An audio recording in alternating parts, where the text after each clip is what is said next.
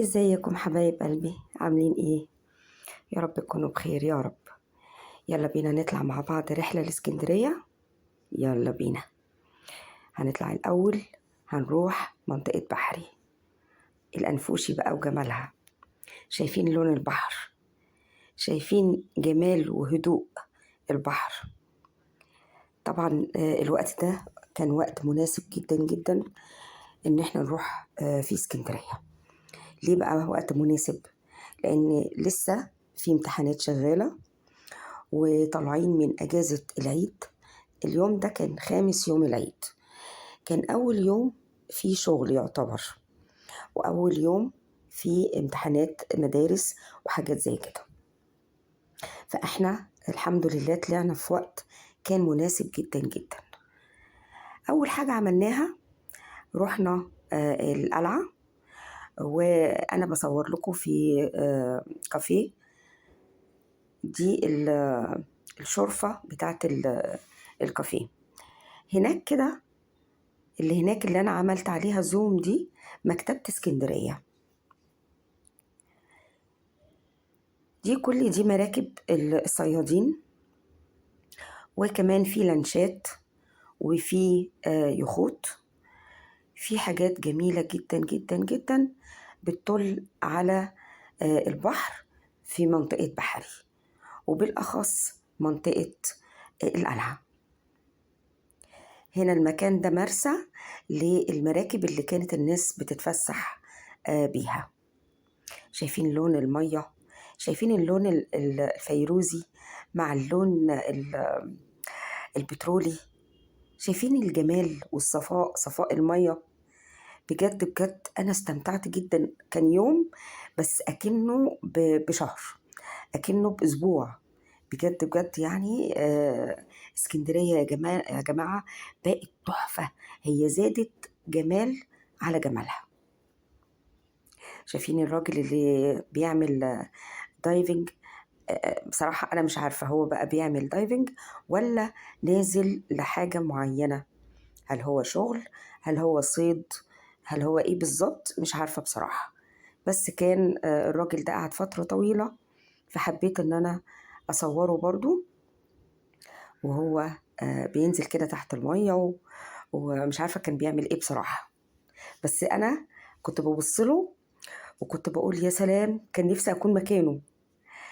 دي مراكب صيد، وده صياد من ضمن الصيادين المحترمين اللي بيتعبوا على أكل عيشهم.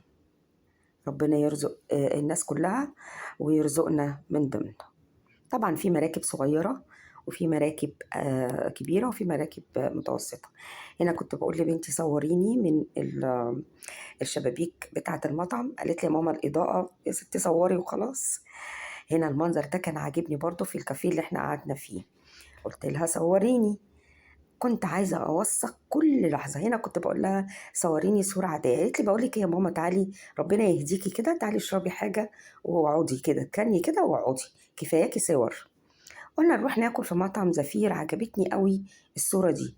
الصورة دي قال يعني بتعبر على العربيات بتاع زمان لما كانوا بيوصلوا للمنازل ورقم التليفون وبتاعه.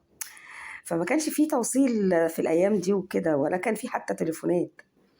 المطعم ده من أكتر من 100 سنة تقريبا. هنا كنت بتختاروا بقى السمك اللي انتوا عاوزينه والجمبري، وكان فيه كل أنواع الأسماك اللي تحبوها. طبعا كنا ممكن نختار ان احنا نقعد جوه في الصالة المغلقة او في الصالة اللي بره اللي هي المفتوحة يعني. فانا حبيت ان احنا نقعد في الاوبن اير اللي هي المفتوحة، نتفرج على البحر وجمال البحر. وكان فيه هوا، نسمة هوا جميلة جميلة جميلة يعني. فحبيت ان احنا نقعد احسن في الفيو الجميل ده بدل الصالة المغلقة اللي جوه.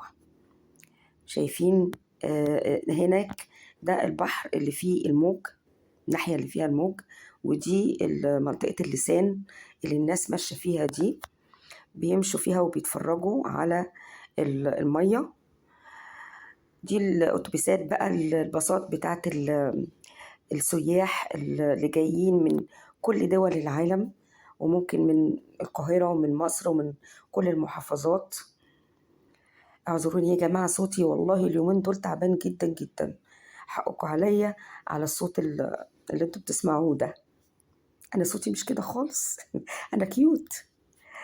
آه طبعا دي اللسان والصدادات.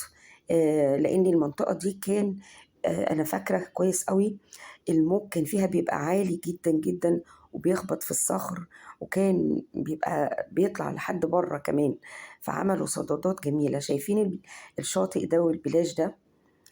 المية يا جماعة عايزة أقول لكم صافية، نقاء جميل جميل. يعني أنا كنت ببص للناس برضو اللي في المية، وكنت عايزة أنط. يعني عارفين انتوا لو أطول إن أنا أنط من فوق كده وأنزل معاهم في قلب المية دي. المية مغرية جدا جدا جدا. بصراحة اسكندرية بقت مش عارفة أقول لكم إيه، بقت أجمل من شرم وأجمل من الغردقة. يعني طبعا ما فيش مقارنة.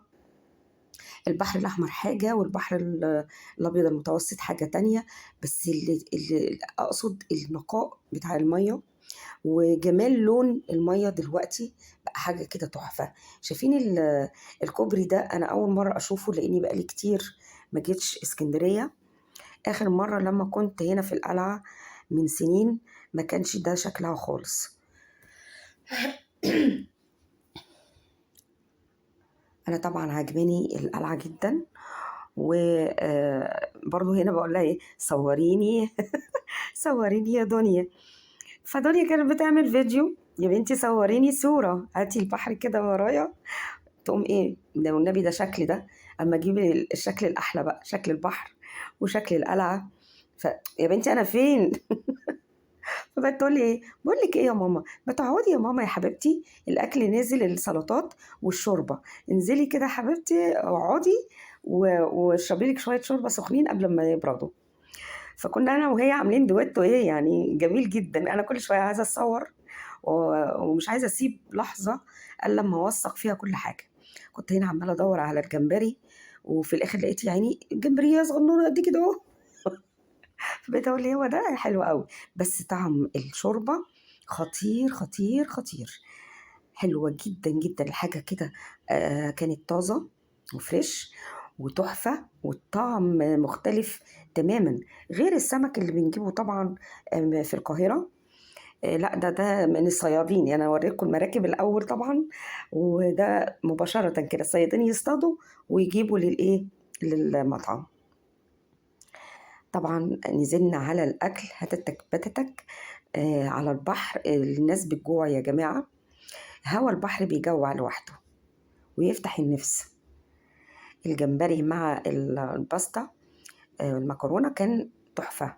طبعا خلصنا على كل الاكل، زي ما انتم شايفين الاطباق كلها فاضيه ما عدا سلطات الطحينه وسلطه مش عارفه ايه وسلطه ايه. ما كناش محتاجين طعم السمك والجمبري والمكرونه يتغير. طبعا بعد ما تقضوا بقى اليوم الجميل في القلعه وبعد الغدا تحبوا ان انتوا تركبوا يخت. اليخت ده لمده 3 ساعات. بجد بجد المتعة ما بعدها متعة. أتمنى إن انتوا كمان تكونوا استمتعتوا معايا، وما تنسونيش يا جماعة باللايك والشير والاشتراك في القناة. وانتظروا الفيديو اللي جاي، هنروح فندق سان ستيفانو، هاخدكم معايا وهدخلكم معايا كمان فندق سان